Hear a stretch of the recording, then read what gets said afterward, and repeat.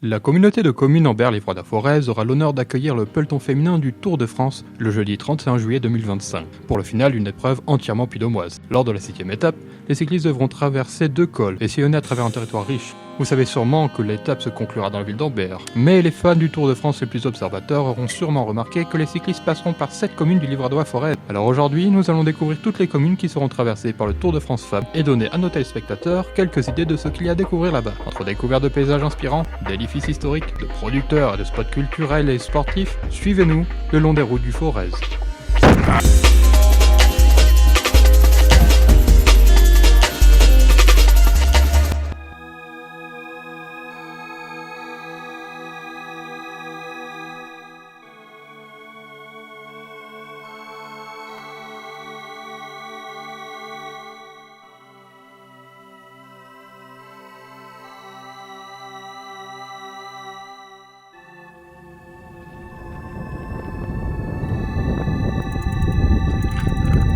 Le col du Béal, c'est 1390 mètres d'altitude et ce sera le point le plus élevé sur lequel passeront les cyclistes du Tour de France Femmes 2025. C'est un site vraiment joli, propice à la randonnée, au ski, à différentes activités sportives et au VTT par exemple, par shadowing. Le site est équipé, comme vous pouvez le voir plus bas, d'un gîte et d'une auberge. Et voilà, c'est un endroit très joli où je pourrais passer des heures. Mais je vais dès maintenant commencer l'épisode en me rendant à Saint-Pierre-le-Bourguignon. Mais je vous rassure, c'est un épisode très sportif, donc nous reverrons cet endroit bien des fois à travers l'épisode.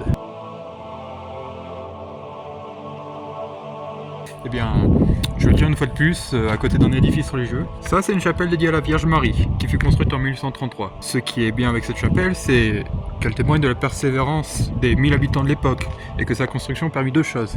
1, les habitants ont profité pour faire un cimetière en 1842, et de 2, l'abbé Bourgade a créé une école en 1849. Avec l'aide de 3 sœurs d'église, il a permis aux 70 enfants du village l'écriture, le calcul et le catéchisme. Et une fois de plus, comme dans l'épisode précédent, on part d'un bâtiment comme ce dernier, on va faire du VTT, j'ai pris de quoi boire, et tout est prévu. Il y a un endroit sur le chemin où on pourrait s'arrêter pour manger, mais vous verrez ça tout à l'heure.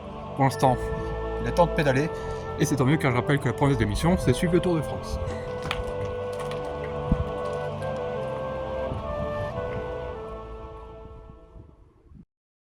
Ah oui, j'étais bien parti pour aller faire mon circuit de VTT, mais en revenant en arrière pour récupérer ma caméra, quelle fut ma surprise que de croiser le maire de Saint-Pierre-le-Bourguignon. On a discuté un moment et c'était drôle de le voir car je l'avais déjà croisé pour un autre tournage. Bref, de fil en aiguille, il nous permit de voir l'intérieur de l'église, donc je suppose que nous allons rester un peu plus longtemps près de cette dernière. Coup de chance, on va voir l'intérieur.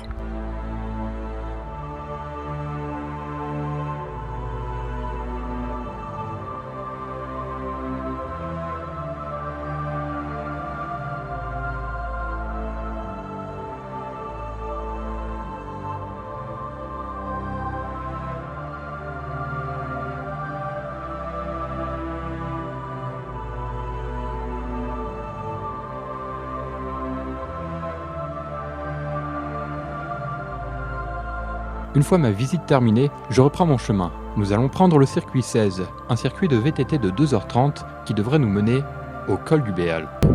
Alors une mauvaise nouvelle, non, bon, il y a des bonnes nouvelles et des mauvaises nouvelles, je sais plus non. 1, c'est balisé, donc j'aurais bien me débrouiller, mais en fait c'est toujours vite fait le début du printemps. Et l'hiver, bon, il y avait de la neige qui a sûrement détruit des arbres et des trucs. Il se peut que ce soit accidenté par shadowing, mais bon, on va dire que je pars en sentinelle pour voir comment ça se passe.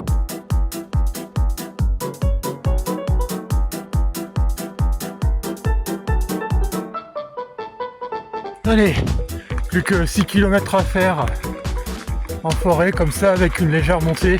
J'ai fait beaucoup de chemin, mais j'étais totalement hors du circuit, du coup je suis monté en voiture. Mais là c'est de retour.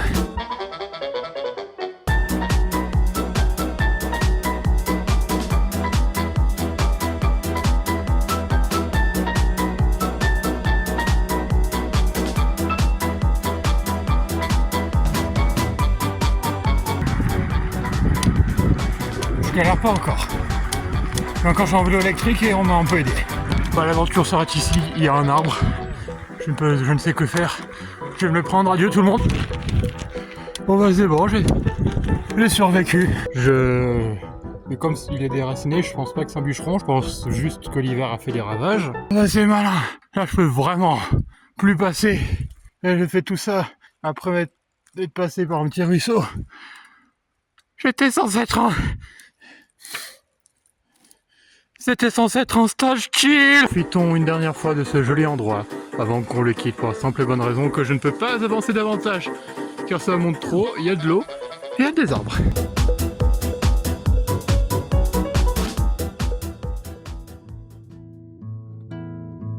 Le terrain des forêts a laissé place aux plaines venteuses du col du Béal. C'est très calme et j'ai moins mal au bras, mais ça monte. Et ça va faire un bon moment que je pédale.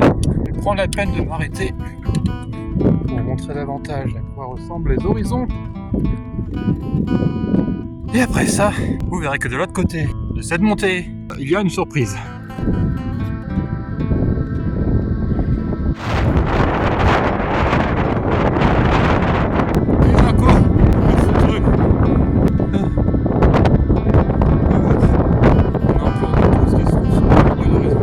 Après avoir arpenté la dernière pente et regardé au loin les montagnes sur la ligne d'horizon, je redescends et me rends vers la prochaine étape, l'auberge du col du Béal, un endroit où on peut manger des plats typiques et où je vais rencontrer la propriétaire. Du coup, pour ma première question, qui êtes-vous et pourquoi vous tenez cette auberge? Alors, donc je suis Christine Cossard et je suis là depuis juillet 2013 en tant que salariée directrice de l'auberge. L'auberge était fermée depuis 2 ans et demi pour cessation d'activité. Quand des visiteurs viennent chez vous, est-ce que ce sont en général des personnes qui viennent se promener? Est-ce qu'il y a certains types de voyageurs qui reviennent? Ouais, ici, il y a beaucoup de randonneurs, beaucoup de cyclistes, donc vélo-route, VTT, des motards, des cavaliers. Comment se passe une journée ici, dans l'auberge? Eh ben, on ouvre à 11h jusqu'à 18h, 19h, tout dépend de la saison. Et après, c'est sur réservation pour les repas. Et l'après-midi, c'est pour les cafés, chocolat, tarte myrtille, crêpes, gaufres. Ça tombe bien que vous parliez de ça parce que ça rappelle la question qui suit. Si je viens manger ici, qu'est-ce que je peux retrouver dans mon assiette que je trouverais nulle part dans le monde?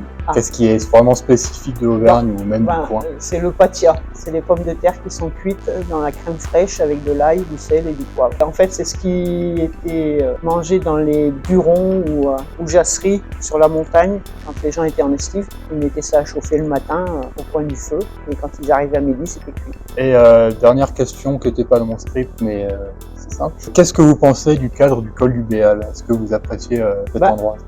Col du Béal, toutes les crêtes du Forez, là, jusqu'au col des Super et un peu plus loin, même c'est sauvage, c'est ce que les gens retiennent le plus. Il n'y a pas d'infrastructure comme on peut retrouver côté Sancy, tout ça, ça reste très très très naturel. Suite à mon entretien avec Christine Cossard, je finis le parcours en descendant du col du Béal. Une fois de retour à Saint-Pierre-la-Bourguignonne, je pars pour la seconde étape de notre voyage et sur le chemin, je passe par le col du Chancer. Ici, nous sommes à 1236 mètres d'altitude et la vue est imprenable. Parfaite pour finir l'épisode.